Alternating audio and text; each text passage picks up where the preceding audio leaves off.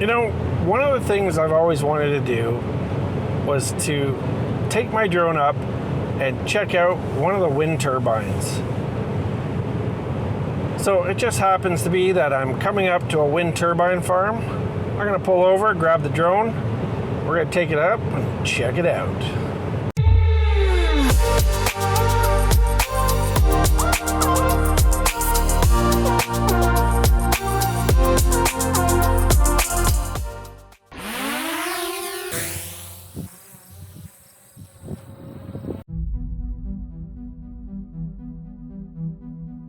These massive marvels of modern-day machinery reside at the Ganaraska Wind Farm, standing 100 meters tall.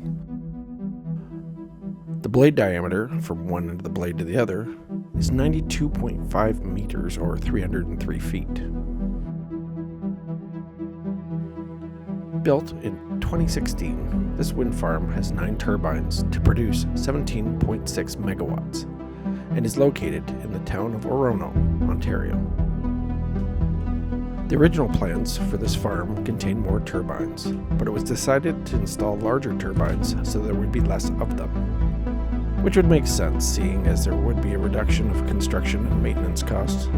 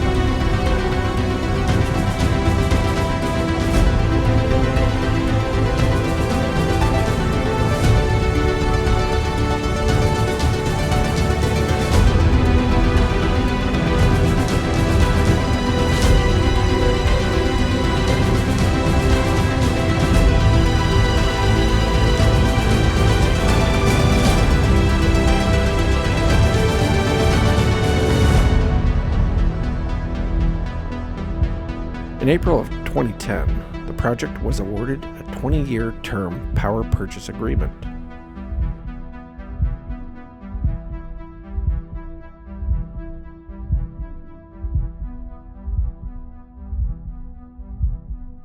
Wind turbines work on a simple principle. Wind turns the propeller-like blades of a turbine around a rotor, which spins a generator, which in turn creates electricity. These turbines will face the wind, and depending on airspeed velocity, the blades can adjust their pitch. This can be useful to turn the blades when there's very little wind or to stop them for maintenance reasons.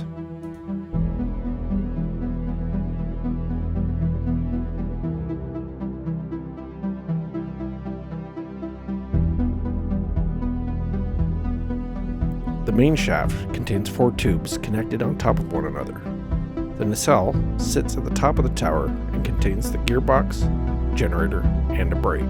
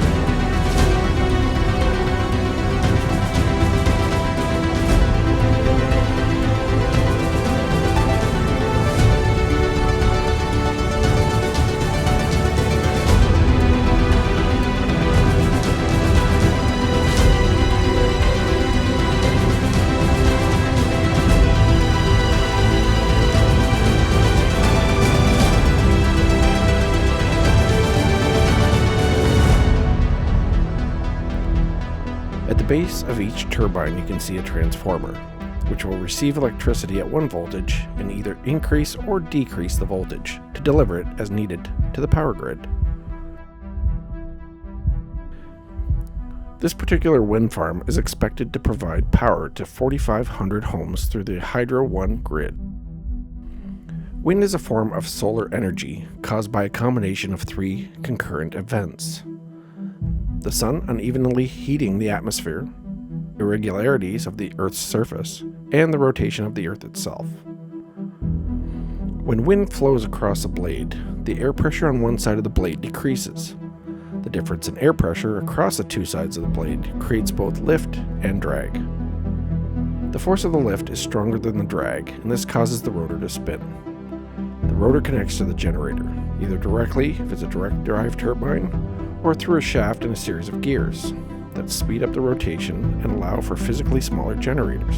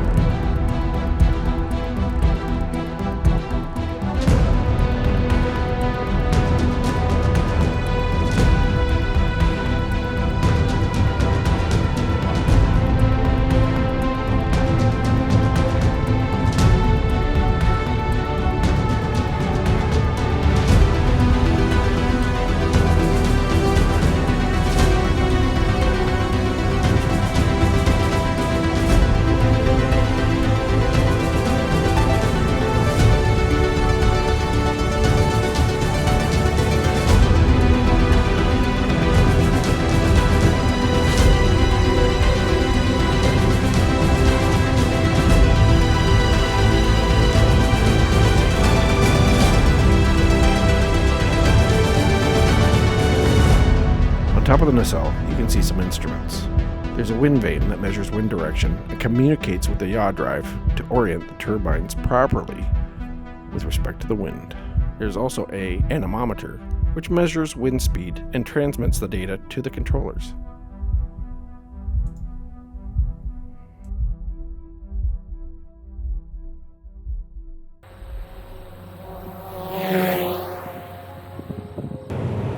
Hopefully you found this video a little bit informative and learned something about the wind turbines. I thought it was pretty neat myself. Don't forget to hit that like button and possibly subscribe. And in the bottom right, there's that little notification bell that will notify you every time I upload a new video.